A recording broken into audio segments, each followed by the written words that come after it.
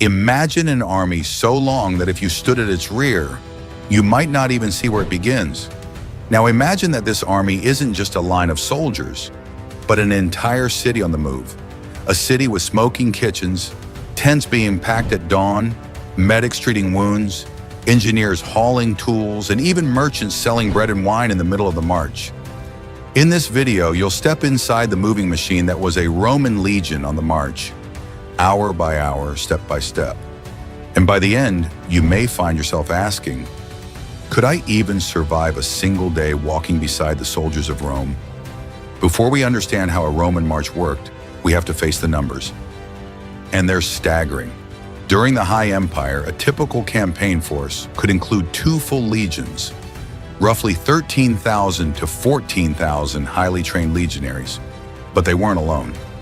Marching with them were 5,000 to 6,000 auxiliary troops, Numidian cavalry, Syrian archers, Germanic infantry, slingers from Hispania, soldiers who weren't Roman citizens, but who fought for Rome in exchange for pay and the promise of citizenship. Right there, we're talking about nearly 20,000 armed men. Now add those who made everything work behind the scenes. 3,000 to 4,000 cooks, slaves, servants, and military laborers.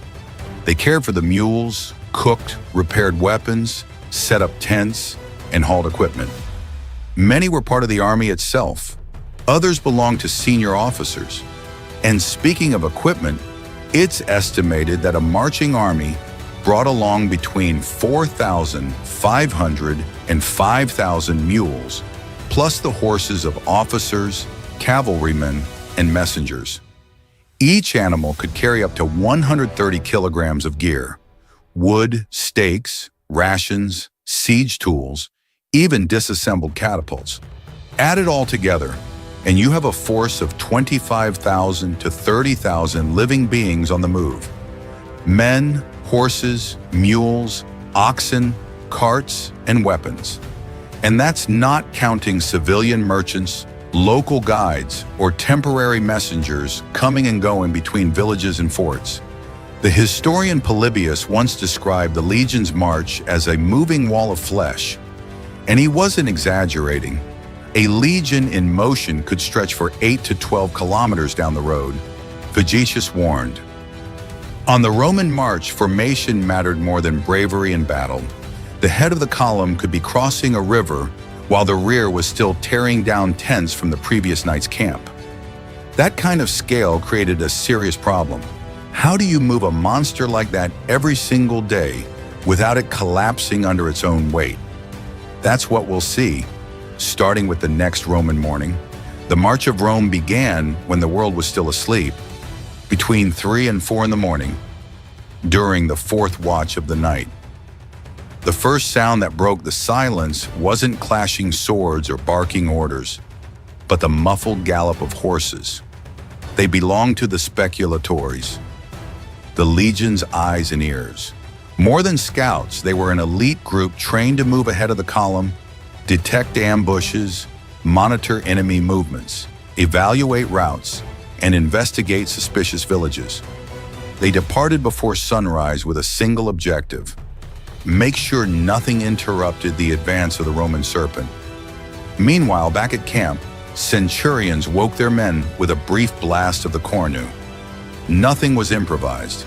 Each contubernium, a basic group of 8 legionaries, took down its leather tent, packed equipment, checked weapons, tightened armor belts, and inspected the condition of their sandals. Most importantly, every man carried his own world on his back. A Roman legion had no wagons for personal gear.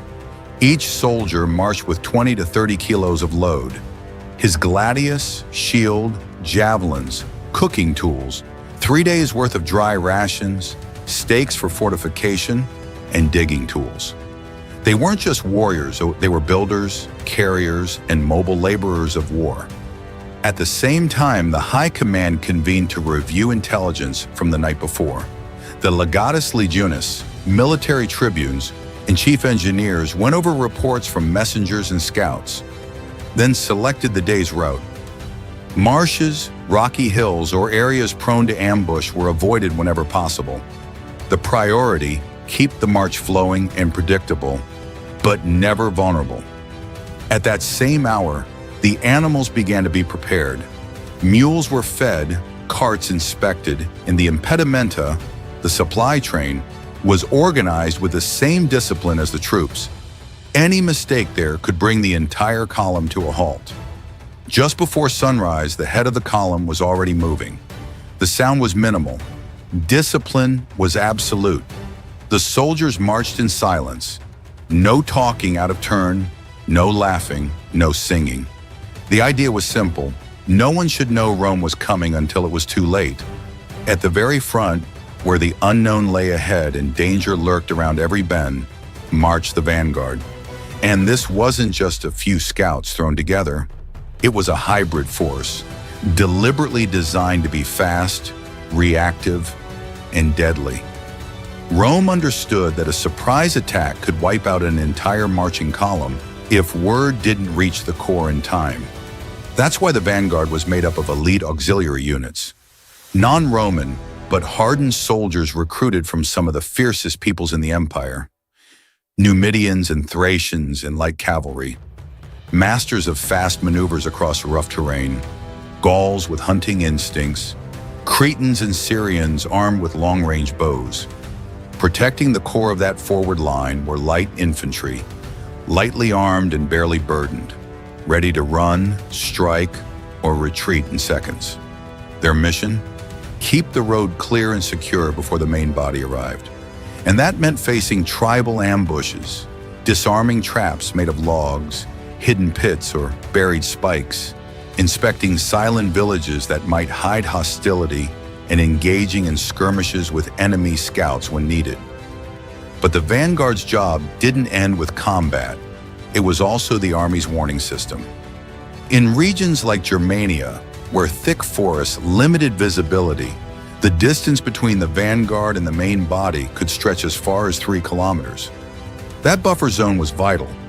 It allowed forward units to send alerts, request reinforcements, or, if needed, retreat without throwing the entire column into chaos.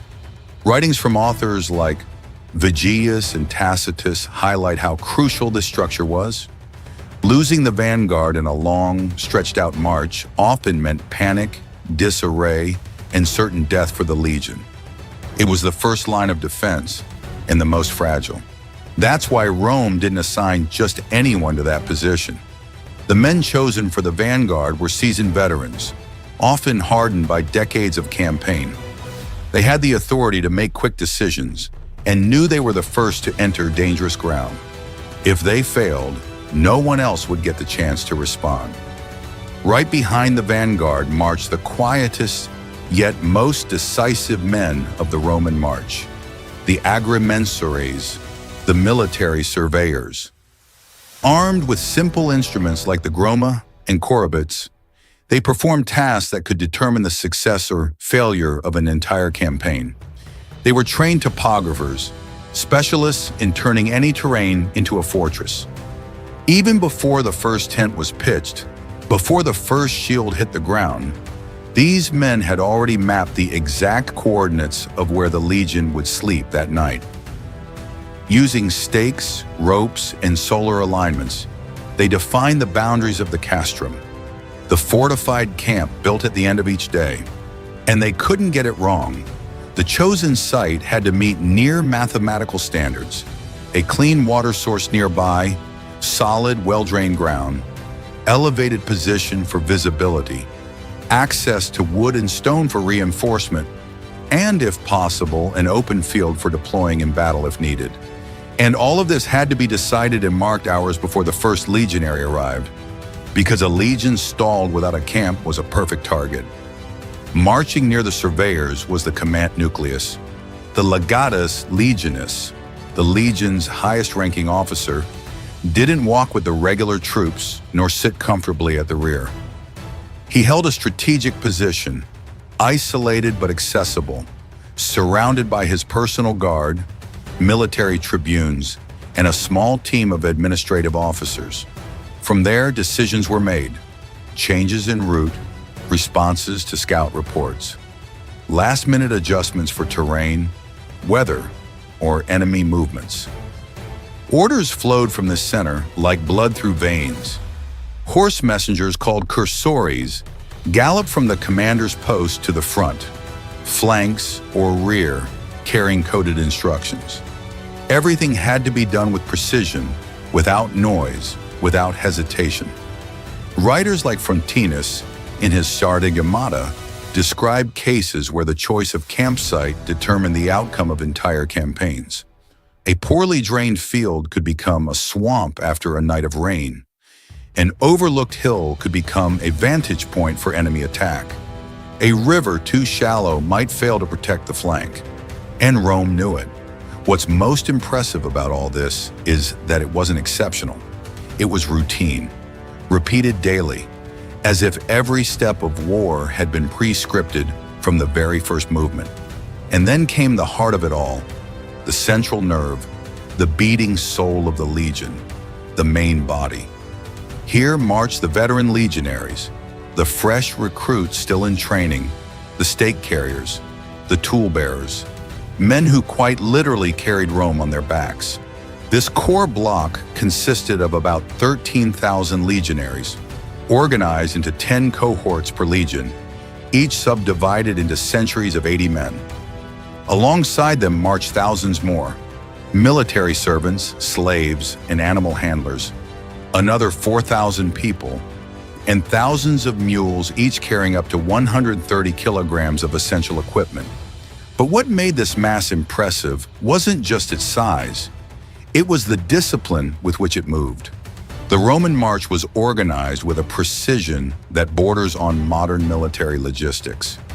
Each century knew its exact place in the column. Veteran soldiers were placed at the front to set the pace. New recruits marched in the middle, surrounded by experienced men to prevent disorder, and the troublemakers brought up the rear, where they could be closely watched. The march wasn't in battle formation. It was arranged as a narrow column, 2 or 3 men wide, adapted to the terrain.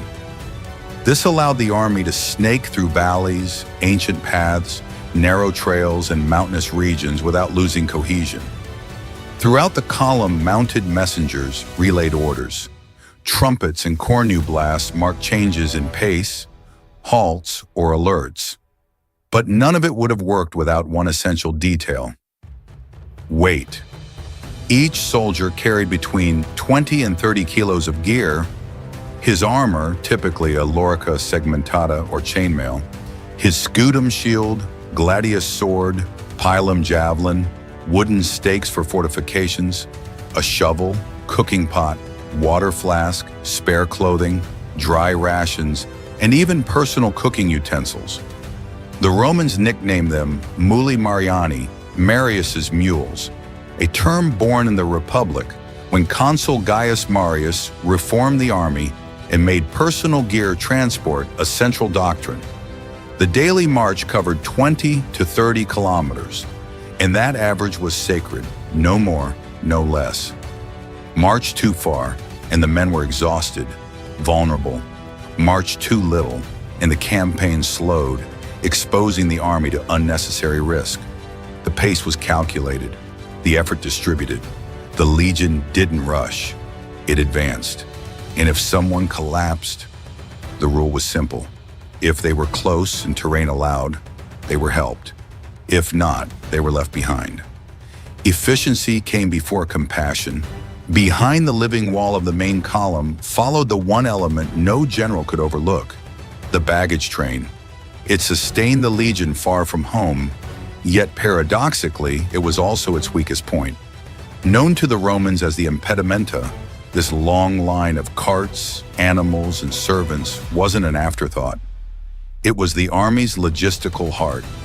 Here traveled the reserves of grain and salt, barrels of vinegar, construction tools, disassembled artillery, scrolls with maps and orders, spare tents, skins, cloaks, footwear, medicine, blankets. Everything needed to keep the legion operational for weeks without outside support. The train consisted of hundreds of mules and oxen, each carefully loaded with essentials. The carts, reinforced with thick wood, double wheels, and leather-bound axles, were guided by skilled servants. Some were enslaved, others hired. Many had served the same legion for years, knew the routine by heart, and in practice were treated as part of the military machine. Yet despite its importance, the baggage train was slow, painfully slow.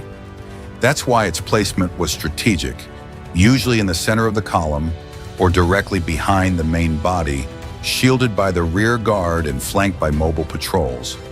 A single incident, a broken cart, an injured mule, a lost load, could jeopardize the entire march.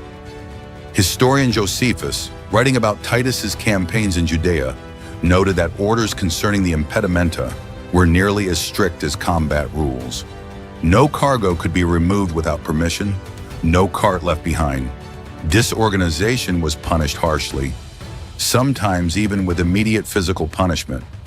The train also carried essential personnel, medics with basic surgical kits, cooks with portable mills and kettles, campaign blacksmiths, scribes, and even interpreters. There were also backup animals, extra horses and mules in case of injury or death of key beasts. Protecting the train was so crucial that in hostile territories, entire detachments of light infantry and auxiliary cavalry were assigned solely to its defense. Because if the train fell, the legion couldn't eat, couldn't sleep, couldn't fight, and the world's most disciplined army would become just a starving crowd, waiting to be destroyed. If the vanguard was the eyes and the baggage train was the heart, then the rear guard was the invisible shield, the silent line that kept it all from falling apart from behind. In Roman doctrine, marching at the rear wasn't a punishment. It was a responsibility that demanded cold blood. The rear guard was composed of rotating units, auxiliary archers, light cavalry, and foot soldiers. These were seasoned men, accustomed to the pressure of constant vigilance and the knowledge that danger came from the shadows behind. They protected the baggage train, collected stragglers, watched the flanks in low visibility zones, and reacted quickly to any surprise attack from the rear.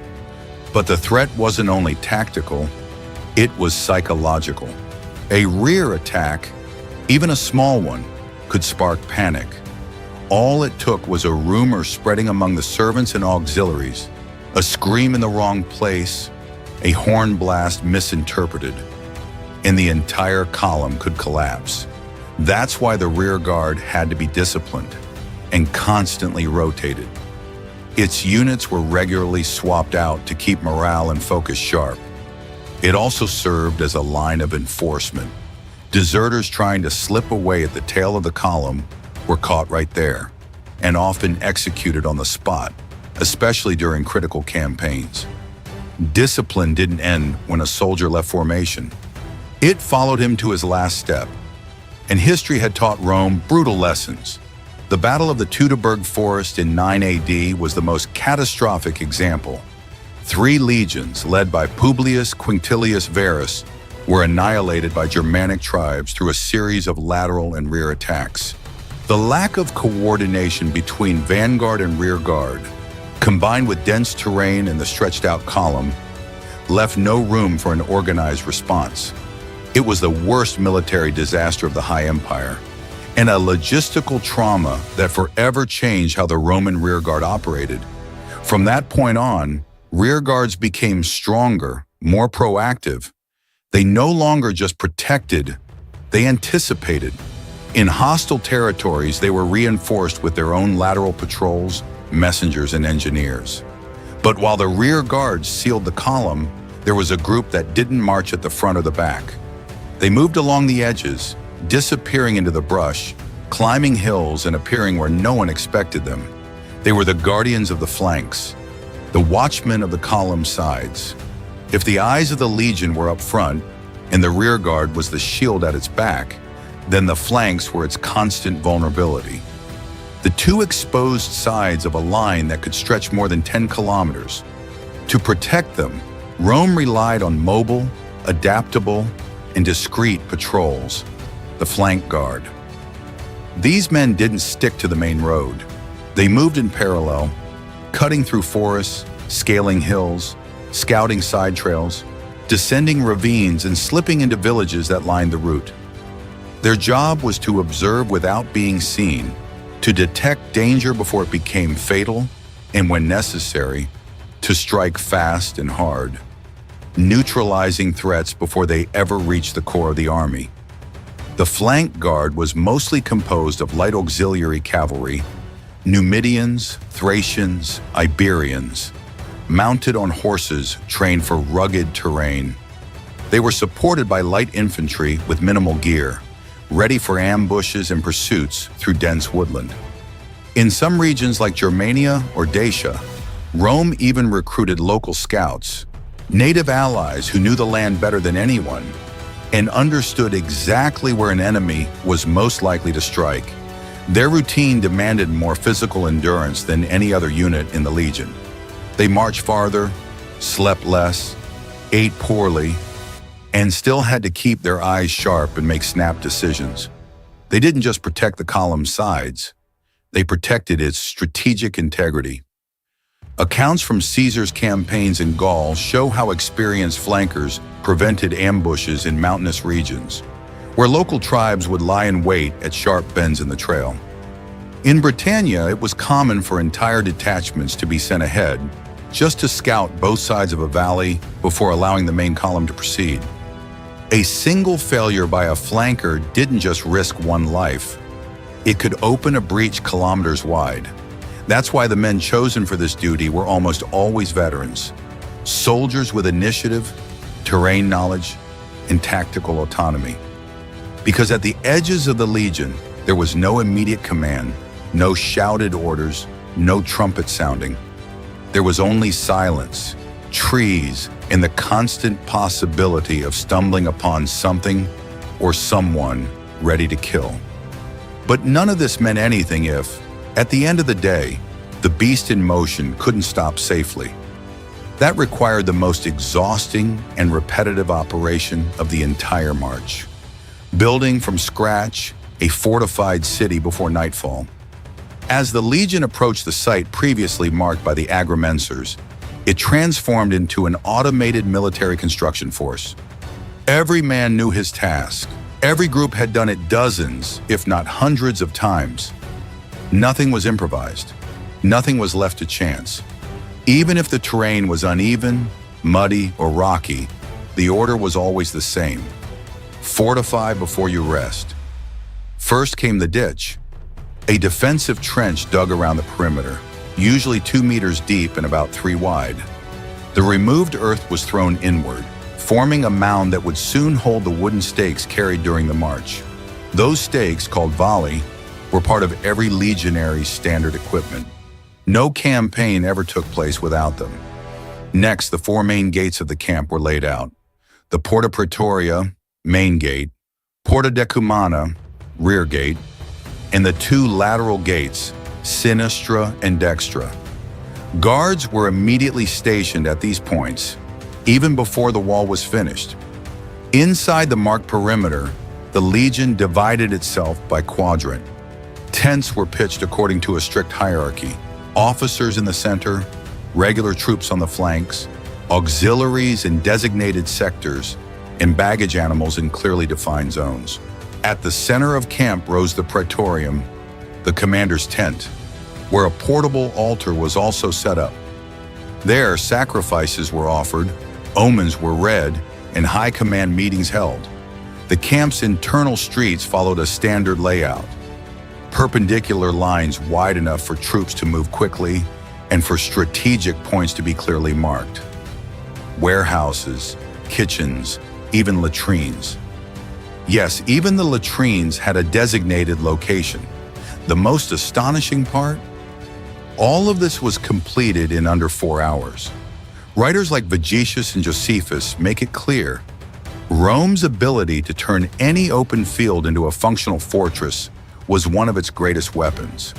While enemies slept exposed to chance, the legion slept behind walls, armed, supplied, with escape routes and internal signals already prepared. And it wasn't optional, even if they were staying for just one night, even in seemingly safe territory. Fortification was part of the doctrine, part of the legion's very identity. That level of organization, repeated night after night, is what allowed Rome to advance without relying on cities, fortresses, or allied shelters. The legion carried everything it needed, even its own city. But when the final stake was driven, the last tent pitched, and the final watch assigned, a silence fell over the camp. And that's when the most tense part of the day began, the night. Unlike other ancient armies that saw nightfall as a time for rest or even revelry, Rome treated it as the beginning of a new operational phase. Because at night, the legion didn't sleep. It watched. Each contubernium received its ration: raw grains, salt, vinegar, and portions of dried meat, if available. Soldiers gathered around small, discreet fires, keeping their flames low to avoid giving away the camp's location. They prepared their food. No banquets, just function. They ground wheat with portable mills and cooked a thick porridge called poules.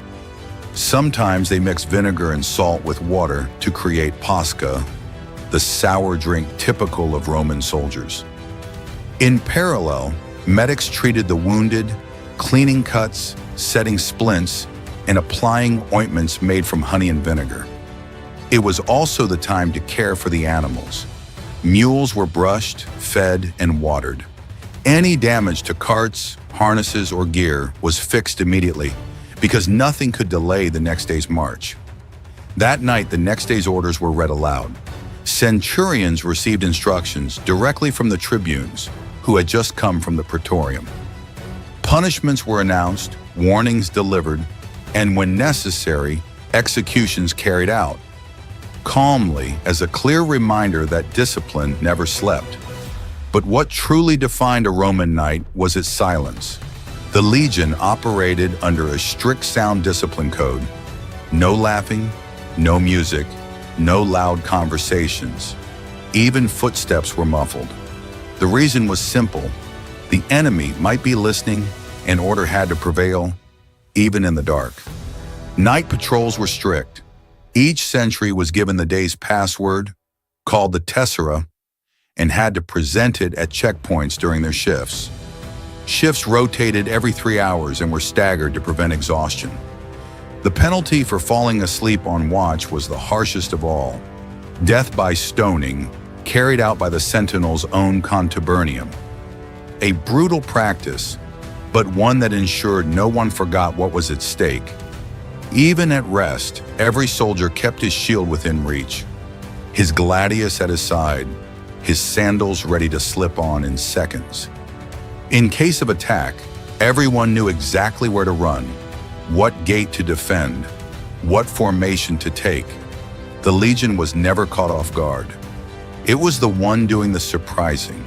And so, after 24 hours, what seemed like just a military march revealed itself to be a flawless choreography of survival, strategy, and total domination of time and space. The Roman legion wasn't just made of soldiers. It was made of planning, discipline, and a doctrine that could transform any hostile terrain into an extension of the empire. At once machine, beast, and city, it marched like a mechanism, breathed like a living body, and rose like a portable fortress every single day. And now that you've walked beside it for a day, ask yourself, could you survive this routine for even a week? If you enjoyed this video, subscribe to the channel so you don't miss the next ones. And as always, may Mars guide you in battle.